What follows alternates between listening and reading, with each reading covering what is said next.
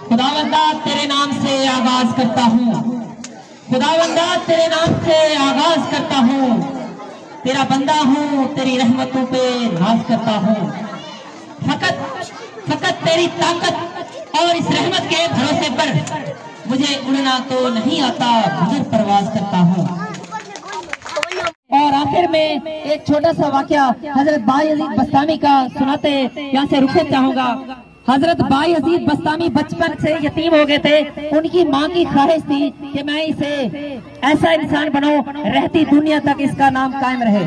उसकी माँ ने झोली उठाई और अल्लाह से दुआ मांगी। तो एक वक्त आया, हजरत बायजीद बस्तामी ने अपनी अम्मी से कहा, अम्मी जान आप अपने हुकूक मुझे माफ कर दें ताकि मैं अल्लाह को राजी कर लूं। उसकी अम्मी ने कहा, जा बेटा मैंने तुझे अपने हुकूक माफ किए, जा तू अल्लाह को राजी कर ले। उसके बाद हजरत बायजीद बस्तामी ने जंगलों का रुख किया और जंगल की तरफ चल दिए और हत्ता के 12 साल हजरत बायजीद बस्तामी जंगलों की खाक छानते रहे, इबादत और रियाजत के चिराग रोशन करते रहे। और अल्लाह की याद में 12 साल गुजारने के बाद एक वक्त ऐसा आया कि हजरत बायजीद बस्तामी का बस्ताम से गुजर हुआ कि आप वहां से गुजर रहे थे, आपके दिल में ख्याल आया क्यों ना मैं अपनी अम्मी को सलाम करता जाऊं। 12 साल हो गए हैं मैंने अपनी अम्मी को देखा नहीं है, न जाने वो किस हाल में होगी। उसके दिल में ख्याल आते ही उसने घर का रुख किया और घर का दरवाजा खटखटाते ही उसके इस ख्याल ने हाथ रोक दिया कि जिंदगी में तो कभी अपनी अम्मी को सुख दिया ही नहीं, जिंदगी में कभी अपनी माँ को सुख दिया ही नहीं। अब रात के इस वक्त को अपनी अम्मी को डिस्टर्ब करेगा, दरवाजा खटखटाएगा, वो उठेगी और डिस्टर्ब होगी तो उसे तकलीफ क्यों दूं। इंतजार कर लेता हूँ कि मेरी अम्मी खुद ही उठेगी और जब वो नमाज के लिए उठेगी, नल से पानी आएगा तो मुझे अंदाजा हो जाएगा कि मेरी अम्मी तहज्जुद के लिए उठ चुकी है। इस इंतजार में सर्दी की ठठरती रात को हजरत बायजीद बस्तामी दरवाजे के साथ टेक ला के खड़े हो गए और रात का पहर बीतता गया कहर बन के टूटता रहा। लेकिन उसके दिल में ये अरमान था, ये उसके दिल में जहन में ये ख्याल था कि अपनी अम्मी को डिस्टर्ब नहीं करना। और आप और हम लोग अपने वालिदैन को किस तरह डिस्टर्ब करते हैं अंदाजा कर लें।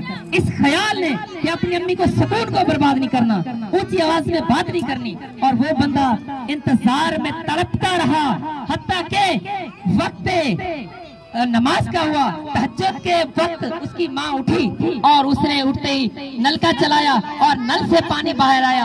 हजरत बायजीद बस्तामी को अंदाजा हुआ कि मेरी अम्मी जाग चुकी है। आपने दरवाजा खटखटाया और अंदर से आवाज आई, बेटा बायजीद में अभी आई।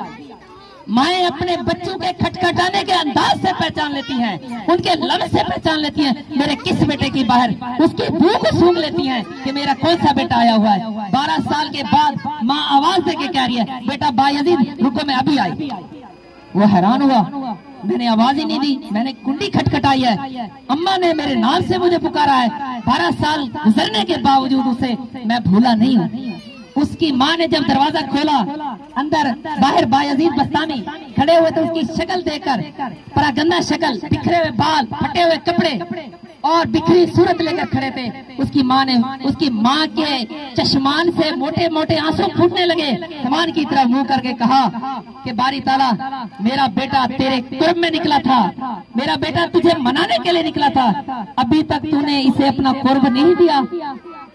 ये कहने की ही बात थी। हजरत बायजीद बस्तामी कहते हैं कि रहमत की छम छम बरसात मेरे ऊपर गिरने लगी और देखते ही देखते कहता है मेरी जिंदगी बदल दी। और 12 साल की इबादत और रियाजतों से जो कुछ नहीं मिला वो माँ के उठे हुए दामन से मुझे मिल गया। तो ये होती है माँ बाप की दुआएं।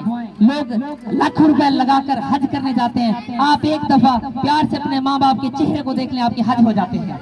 तो अल्लाह ताला ने तो हमारे ऊपर इतने फ्री में मुफ्त में हज दे दिए हैं। और हम हैं कि भाई भाई से बोलता नहीं है, और जब शब रात होती है फेसबुक पे स्टेटस लगा रहे होते हैं, लोगों से माफिया मांग रहे होते हैं, भाई हमने किसी को कोई दिल दुखाया तो हमें माफ कर दीजिए। वो सबसे पहले अपने माँ बाप को राजी करना होता है। घर में माँ बाप से बोलते नहीं है और दोस्तों के साथ हम इतना वक्त बिताकर आ जाते हैं। तो आप यकीन करें माँ बाप की जो गोद है वो जिंदगी में माँ बाप की जो वो बारगाह होती है, बारगाह में हाजिरी दिया करें। और मरने के बाद वो बारगाह नहीं रहती बल्कि वो दरगाह बन जाती है।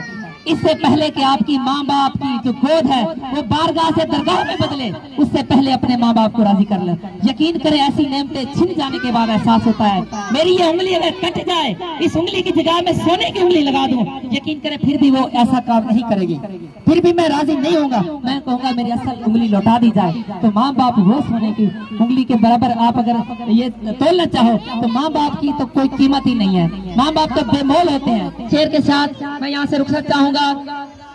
خدا کرے کہ میری عرض پاک پہ اترے وہ فصل گل، خدا کرے کہ میری عرض پاک پہ اترے وہ فصل گل جسے اندیشہ زوال نہ ہو، خدا کرے کہ میرے ہر ایک ہم وطن کے لیے حیات جرم نہ ہو، زندگی خیال نہ ہو۔